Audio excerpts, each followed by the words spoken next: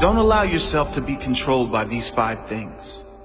Many people spend their life at the mercy of circumstances, living at the mercy of what happens to them, living at the mercy of other people, not living in the present because they are stuck in the prison of their past. If you want to live a great life, don't allow yourself to be controlled by any of these things. Number 1, your past. Number 2, other people's opinions and judgments. Number 3, limited beliefs you project on yourself. Number 4, relationships. And number 5, money. Number 1, don't allow your past to control your present or your future life. Whatever happened, you must let it go. Leave the pain of your past behind so it cannot ruin your future. Leave the darkness of your past behind so it cannot block the light of your bright future. Your past is gone. Whatever happened, whether unjust, cruel, harsh, whatever the case, reliving the events will never do you any good. If someone did you wrong, the only way you can win is if you let go and move on. If you live in hate, they win. If you live in the victim story, they win. If you want to win, you must focus on building your future and start right now. Release that weight from your back so you can be free. Don't allow events from the past which are now gone to ruin this moment, which is perfect. This moment, which is now to enjoy, which is ready for you to live fully. Number 2, don't allow other people's opinions and judgments to control the direction of your life. The need to fit in and feel wanted can cause you to travel down paths you don't want to travel. People pleasing is a curse that should be avoided at all costs. Before you do anything, ask yourself, am I doing this because I want to do it? Or because of my fear of judgment from others if I don't? You were born unique for a reason. You were born to stand out, to be appreciated and loved for who you are. Don't dim your light so you fit into the dull background of other people's lives. Shine bright as you are. Those who really care for you will see that light and shine with you. Number 3, don't allow your life to be controlled by your own limited beliefs. Now, a warning with this one. These beliefs may be conscious, but more than likely, they're unconscious. They may be unconscious limitations that have been conditioned in you from a young age and throughout your entire life by listening to those around you who never reach for their own dream. Notice your own limited beliefs and tell them to shut up. There is nothing you cannot do, nothing you cannot have, and no one you cannot become if you believe in yourself. If you believe anything is possible, guess what? Anything is possible. When you change your belief from limited to unlimited, your potential is unlimited. Imagine what you could achieve if you lived your life as though anything is possible, as though miracles are a standard requirement of every day. As the saying goes, when there is no enemy within, the enemy outside can do you no harm.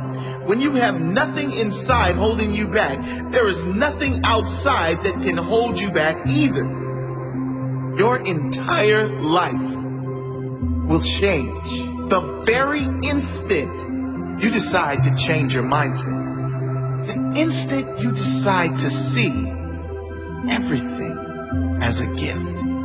When you decide to see every circumstance and challenge as a blessing rather than a curse, the very instant you become conscious to the fact that everything in it is as it should be, and know that fighting what is insane. Number 4, relationships. A touchy subject. But if you are always needing another to be happy, to feel complete, then you are always one moment away from a breakdown if that person leaves you, or unhappiness if the relationship you are in is not going well. I'm not suggesting to avoid relationships. There is no force on earth that is greater than love and connection. I am talking about those who can't live if they aren't in a relationship. Those who will be with just about anyone, including all the wrong ones, just to avoid spending a moment being single. What I am saying is to develop enough mental strength that you get to the point where you don't need others to make you happy. You are just as happy being alone as you are in a relationship. And number 5, this is what controls the majority of humans on the planet. And you guess what it is? Money. This does not mean you shouldn't want abundance. It doesn't mean money is evil. You know as well as I do what great things you can do and how many people you can help with money. What this means is, do not allow your decisions to be controlled by money. If you are choosing something only on the factor of how much money is involved, you've just made the wrong decision. What you will find is that when you follow your heart and you lead with your intention to serve others, to give your best to others every single time, when you follow your intuition and truly give your soul, then the money will come. And it will come in far greater amounts than if you simply chase money for the sake of chasing money. So challenge yourself to live the life you want to live, free from being controlled by anything. Find your freedom. Live fully.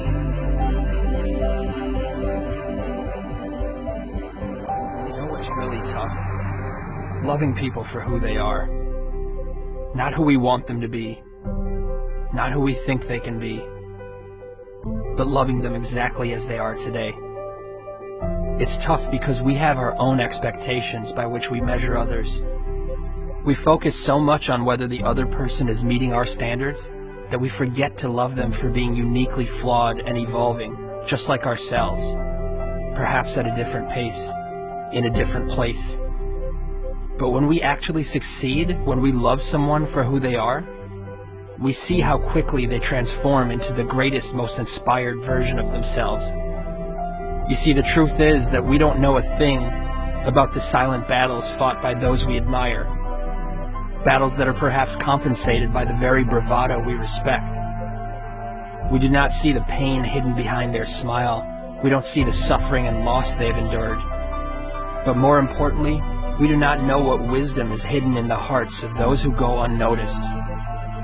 Recognizing this humanizes our role models, flattens our egos, and gives us reason to treat every person with compassion and kindness. The most broken people have taught me more about life than some teachers ever could. They taught me hope. Now, one of my favorite things to do is give that hope to others. To understand their fears and assure them that their dreams are much more powerful than their demons. To dissolve their insecurities and remind them that they don't have to have it all figured out in order to move forward. These things are my favorite, not because I have more to share than anyone else, but because it is so often that I myself need to hear the words I speak. By offering hope to others, I develop hope for myself. See, the reality is that no matter how insightful someone may seem, they are equally clueless. Enlightenment begins here, with the sobering reminder that there are no masters in life, only helpers. So be a helper, inspire someone, empower their soul. Awakening to this journey is the treasure. It is the only treasure. Because cemeteries are not just where we bury those who have passed, but also where we entomb the treasures of our future. Think for a moment of all the untapped wisdom and love Think of all the books that will never be written, hugs that will never be given, and dreams that will never come to light. In this light, the cemetery is the most valuable place on earth, for it is here where our regrets come to rest. Think of this when that voice in your head says you're not good enough, or convinces you to start tomorrow instead of today. Think of this when you're holding a grudge. Think of how fortunate you are to have another day to share your gifts with the world. If for no other reason, think of this, be humbled by this, before you do the things you wish. I assure you, if you think as often as you should, you'll never postpone another day. So think, and spend every ounce of your life in the passionate pursuit of that which moves your soul. Let your treasure be known.